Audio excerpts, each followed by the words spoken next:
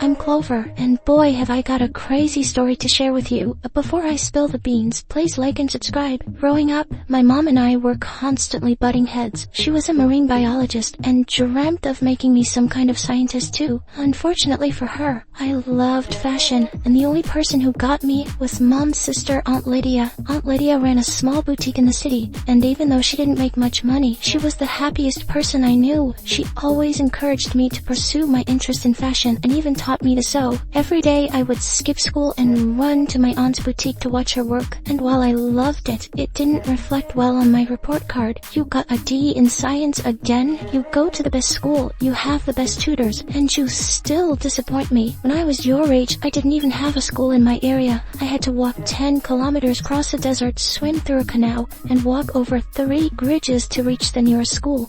It was tough, but I was determined to make a life for myself. That's an exaggeration. You don't get in the middle of this. You're ruining my daughter's life just like you ruined yours. You're jealous and happier than you'll ever be. If by happy you mean as poor as a street rat, then congratulations, you take the cake. Mom and Aunt Lydia fought a lot that night, and the next day, Aunt Lydia told me she was moving to another town. Are you leaving because of Mom? No, sweetie. I'm leaving because I want to explore new opportunities. Then take me with you.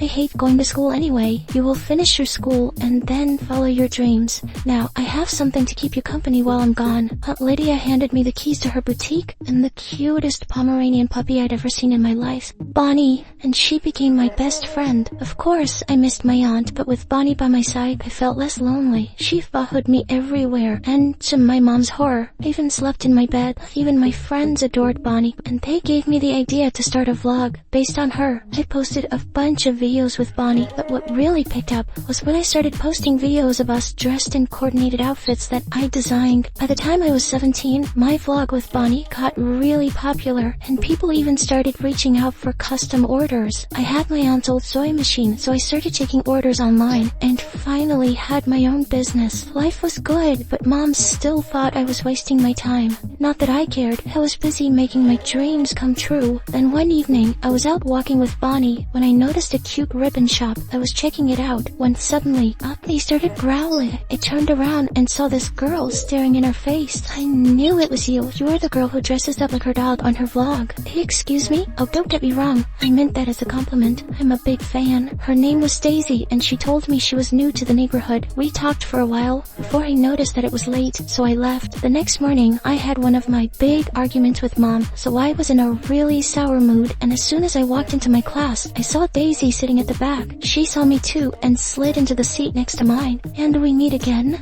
It's like we're destined to be friends. Anyway, we couldn't talk properly yesterday. You see, I had this really bad toothache. I was a kid when I slipped on a mop and broke my front tooth, and it just never got better. You wanna see? That's, interesting, but I really need to focus on this class, Daisy. But why do you need to study? You're so famous and talented. Studies are for losers. You know what? We should totally hang out after school, and I'll show you this cool place. This rock is shaped like a weird tarantula.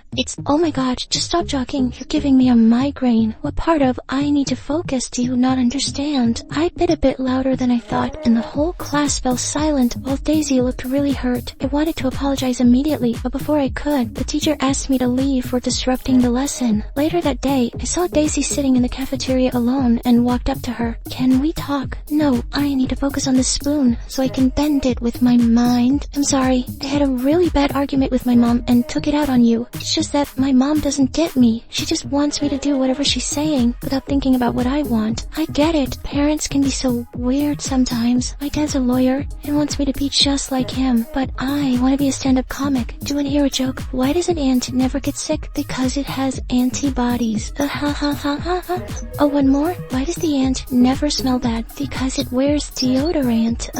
Get it? It's hilarious, right? I couldn't help laughing, and after that, we ended up spending the whole day together. Daisy was nuts, but she really appreciated my work and had all these amazing ideas for my business. I won't lie, it felt good to be taken seriously. Soon, Daisy started helping me with my videos, and she hung out at my house all the time. I enjoyed her company, but for some reason, Bonnie just couldn't warm up to her. Once, we were shooting in my living room one day when suddenly Bonnie charged Daisy and grabbed her pants. Daisy lost her mind and jumped in panic. They went round and round in circles before Daisy tripped and fell into this huge shelf full of Mom's medals and trophies, and everything came crashing down. Mom heard the noise and came running. Oh my God, what have you done? I worked 850 hours every week to earn these. Oh wow, you did all that and they only gave you this junk? That's sad. Who is this stupid girl and why is she in my house? Allow me to introduce myself. I'm Daisy, Clover's best friend, and you must be her grandma, right? Listen, Grandma, I know you're very hurt that we broke these ugly old trophies, but in my defense, I was being chased by this cute but very ferocious dog, and I just happened to bump it to the shelf. Daisy, she's my mom. Oh, so you're the dragon lady? She doesn't mean that, Mom. We're really sorry for breaking your stuff, but it was a genuine mistake. I'm getting tired of your genuine mistakes, Clover. Now clear this mess up, and I never want to see this girl in my house again. Am I clear? After that day, Daisy was banned from my house, which made me so mad. It's not like that was gonna stop me from hanging out with her. Soon, it was time to fill out my college applications. I wanted to apply for a design school, but Mom was on my tail to apply for a science program, and we were arguing every day. So one night, when Daisy invited me to hang out with her at this new amusement park, I decided to go because it could really use some fun. But 10 minutes into it, I got a frantic call from Mom saying that someone had broken into our home. I immediately took a cab back home and found Mom standing on the porch with Bonnie. Are you okay? We're fine. Thanks to Bonnie, I was getting dinner ready when she started barking. And then, I saw this guy jumping off the backyard fence, so I called the police. I kept screaming for you, but you weren't in your room. Where were you? I was hanging out with Daisy, but that's not important. Really, just like it's not important to tell your mom that you applied for a design school. I got your acceptance letter in the mail today. I got accepted? Why didn't you tell me? Because you're not going. You will go to a science college like I did. Now, I've already spoken to the dean of Harvard, and he's ready to slide a few grades if you do well in your first year in college. But I want to go to design school. I'm good at this. Even Daisy, do you think I care what Daisy says? Also, you should stay away from her. A lady in the neighborhood was telling me she'd heard Daisy's dad is known to be involved in some shady business deals. She's a bad influence on you. Of course you don't approve of Daisy. How could you approve of anyone who makes me happy?